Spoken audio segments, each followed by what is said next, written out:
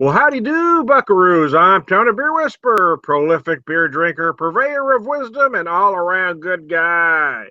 Hey, tonight I'm joined by, I got the Indiana connection with me tonight. I got John Sharon and Charles Lewis out at Zone 1, and I've got one of my stand here, Todd Red. Him and I do a lot of videos together out of Indiana. So how you guys doing tonight? And starting with John and Charles, tell me what you're drinking. For John, we are on this segment, Tom. We are drinking Anderson Valley Barney Flat Oatmeal Stout. Oh, that's a good beer. You've had this one, I take it. I have. It's been a while, but it is a good beer. How about you, Todd? What are you drinking, buddy? I am drinking Shipyard Black IPA. Oh, here we go. I did a black IPA earlier with John, and now I've got a Boulevard American Kolsch. This is one out of 6%, 18 IBUs. Let me show you the glass here. So what's going on in Zone 1 tonight, y'all? Beers. That's about it. So John was left unsupervised. Were you left unsupervised too, Charles? I've been left unsupervised since Tuesday. No kidding? Well, your wife out of town? What's that? Wife out of town? She is. Oh, okay. Well, how about you, Todd? You unsupervised too? I am now. Mine went to bed, so. No. Well, my wife is here, but she doesn't give a rat's ass what I do anyway. She's got to work in the morning, so. Uh-oh. Mine should be. She's got spending money, so. So you guys want to tell me about that oatmeal stout, any? Tell him, Chucky. Well, I don't know much about it. It's the first time I've had it. Just had my first drink. It smells a little bit chocolatey on the nose, believe it or not.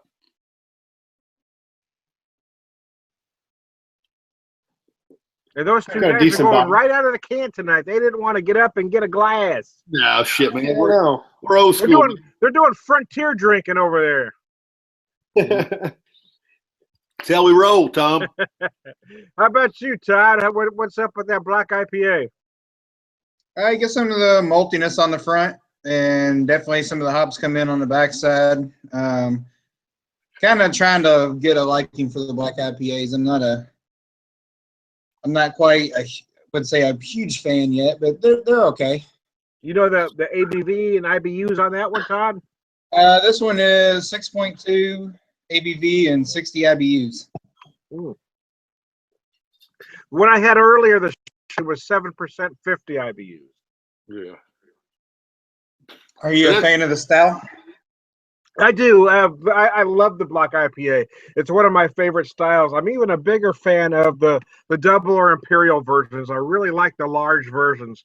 One of my favorite beers is done by a place right up the street from me called Show Me Brewing. It's basically a home brew shop that does very small batch brewing. They came out with one just before Christmas called the Sleeping Bear Black IPA. That's 10.9%, 101 IBUs. It's a monster of a beer. I shouldn't say I don't like them. I just haven't drank enough of them to know enough about them, I guess. I mean, I've had them in the past, but not a ton of them. It just combines those big roasted malts with the hops. Mm-hmm. It seems like to me we drink a lot more the white IPAs. We do the black IPAs for some reason. It seems they treat them, I really enjoy those a lot. But Tom, you're right. You get that dark roastiness with the with the hops. Yeah. Just a different dynamic.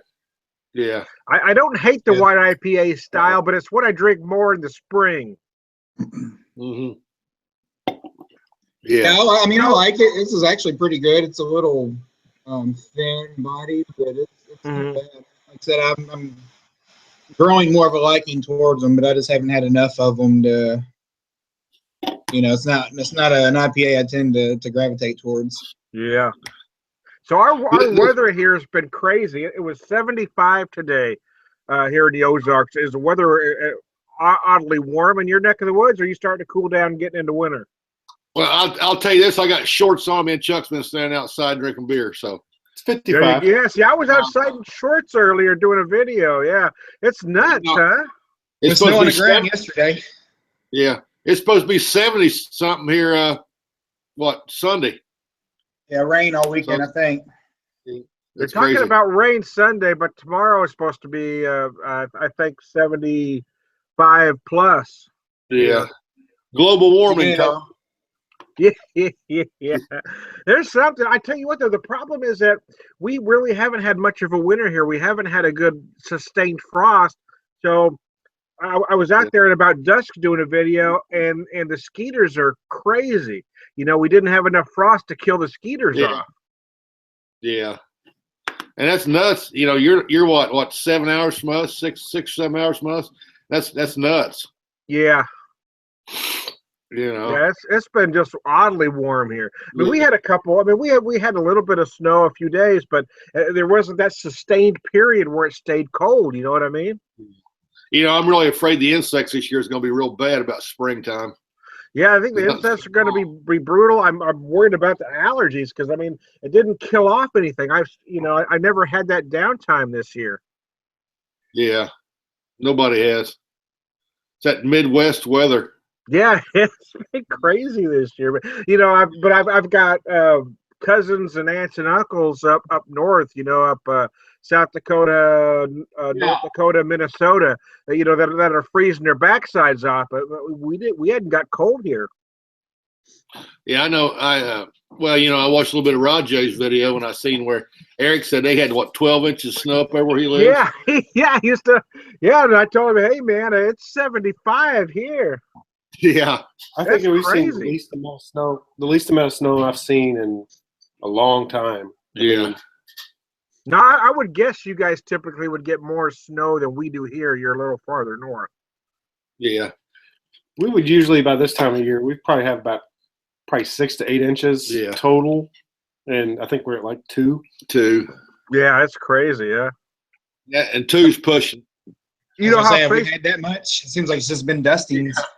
I think that's what the weather people said the other day. Yeah. You know how Facebook sends you those memories things, you see what you did a year ago. Well, I looked at mine, and a year ago, I mean, I don't think we had snow on the ground, but it was below freezing. I mean, the weather was cold, and now it's 75. It's just crazy. Yeah, it's nuts. It's crazy. It's all Todd Wren's fault. Yeah, we wasn't Todd. So how many beers are you guys in? Oh, who, me and Chuck? Yeah, I'm just curious. What I'm dealing with. What, tonight? Tonight, we're probably around. we're probably hitting doubles, probably double digits. Are you? No, Are you guys sticking with the beer? Or have you drifted to whiskey yet? Oh no, I don't do that. No, we don't do whiskey. I stay away from the Weller. Oh, I thought you were a whiskey guy, John. I every once in a while I will, but usually on Fridays it's big beer all the way. Just stick to beer. Yeah. Drink like an Irish alcoholic. Stick to beer. Yeah, unless the wife's wanting to drink some bourbon, then I might stray that way, but very seldom. Although I got a ton of bourbon. Let me show you guys one I picked up last week. It was a very, very tiny distillery out of Purdy, Missouri. It's a little over an hour from where I live.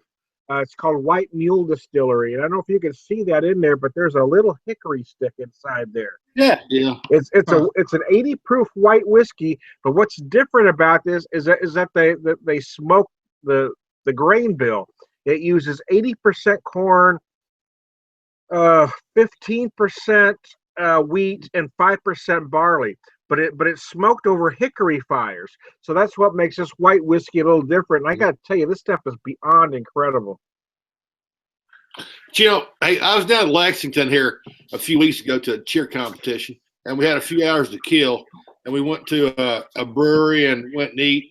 And beside this brewery and this restaurant was like a little distillery of they done whiskey, but it was grandfathered in. Let me see if I can say this right. It was grandfathered in to use a one barrel copper. But no kidding. I Wow. took part of the tour and we had to get going because we had to be there. And but I want to go back and check it out again because they done like limited bottles, like probably what this place did. It was just like small batch whiskeys that was like looked like out of this freaking world. But this place was like a crazy freaking dump. But I mean, their old steel was, it looked like something off Moonshiners.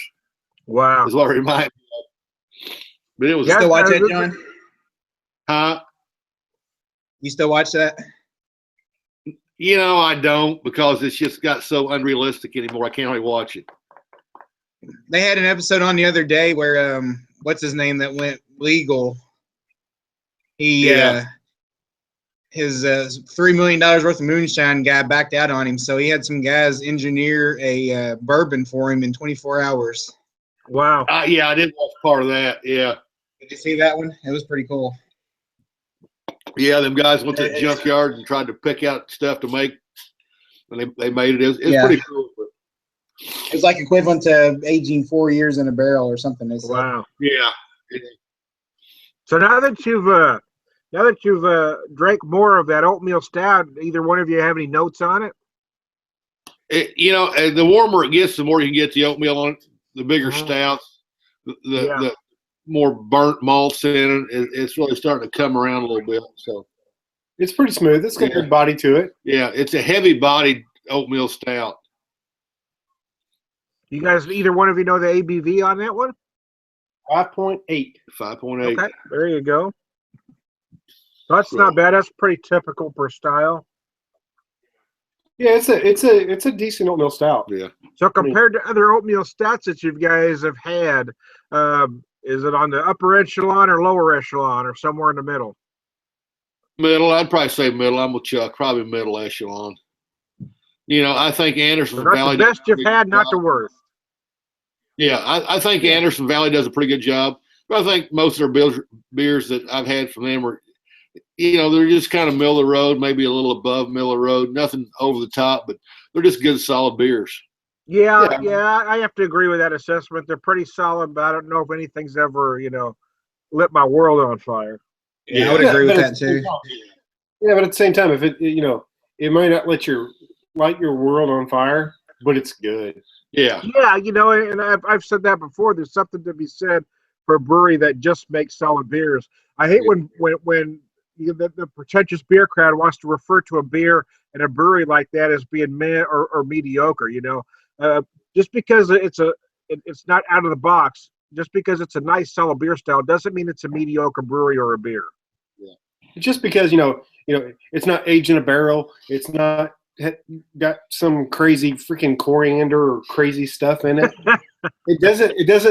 That doesn't really make it. I mean, it's a solid beer. Yeah, it's just a good. I agree with that assessment. Yeah. And those guys, like your king. Go ahead, Todd. Oh, sorry. I was just gonna say, and those guys tend to get swept under the rug sometimes for that reason, because they, you know, aren't doing anything fancy or peanut butter, asparagus. Yeah. The brewery, the Boulevard, the beer he's drinking, they don't make a bad beer. No. That's what I got. That's what I got on. That's what I got on deck. That milk stout was darn nice. That's a great milk stout. And it warmed up a little bit. I've had it in the fridge. So. Yeah, I just found this one today. It just came out. It's the first time that they've made this Kolsch. It was in 6-packs, and it was only $7.97. Well, that's not too bad for that. I mean, so Todd, are you going? $7.97. It was less than $8. Okay. You always have weird change amounts on your beers there. Yeah. Well, a lot of places. When I used to work for Walmart way back when, and regular items had a particular scent. Sell items had a particular scent. And a lot of liquor store chains will do the same thing. You know, a regular price will be $99 or $98. If it's a sell price, it'll be like $97. If it's a clearance, it'll be $94, $95, something like that. That way they know which is what. So you worked at Walmart back in the day? Long time ago, yeah, back in the 90s, I was I first hired on in the mid 90s as a customer service manager and kind of worked my way up the food chain a bit. And for a period of time, I was a bakery deli manager. In fact, I was moved from Springfield, Missouri to Las Cruces, New Mexico, and opened up the second store of the concept. And then I was sent to El Paso to open up the third store of the concept. So was your Walmart's like the one here in Clarksville where everybody wears their pajamas to Walmart? You know what? No, actually, it wasn't back then. I think that's gotten worse over the years. I mean, even here in Springfield at that time they did, but now in Springfield it is. What I thought was interesting about El Paso was people would actually put on, like evening clothes. I mean, there would be women dressed in evening gowns and 4-inch high heels shopping at midnight. I mean, it was kind of a bizarre experience. It was the opposite of pajamas. I mean, they would put on their best clothes. I like going to the one here in Clarksville because 99% of the people is always in pajamas. Well, right about 2000, I was. Don't matter what time. I had a period of about 2 years where I managed a Dollar General store in not one of the better parts of Springfield, and people, I had the pajama thing. I had a person beg me to bring her in for an interview, so I finally broke down and called her in for an interview, and she shows up wearing what do they call those things? Like a camisole or something, and fuzzy pink house shoes to a job interview. I shit you not. Did you hire her on the spot? Yeah. Well, the funny thing is, a buddy of mine was a manager of another store, and he happened to be visiting me at the time. And she comes in for the interview, and we just both looked at each other and, oh my gosh. I mean, I went through the formality of certain questions and said, okay, thanks for coming in, but wow, I mean, it was something.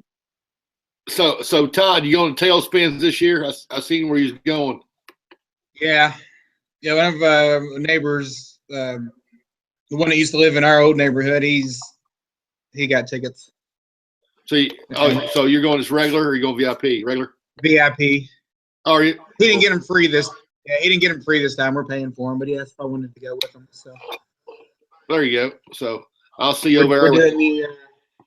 We're doing the bus thing and leaving from. He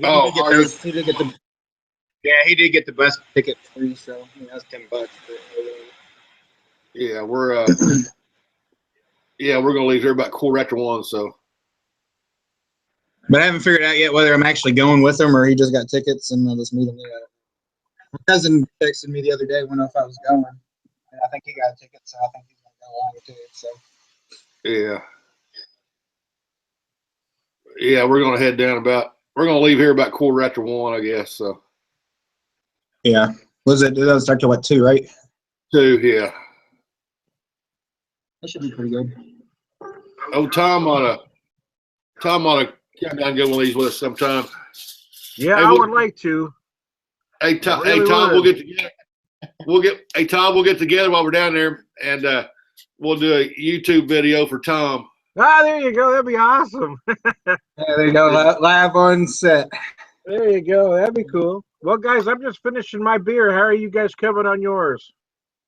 I got a potty, Tom. I won't lie to you. There you go. Well, all right. Well, then why don't we go? We'll go ahead and end this session. I want to thank Todd and John and Chuck for joining me. We got the Beer Whisperer, Zone 1, and we got the whole Indiana connection out there. So, hey, thanks, guys.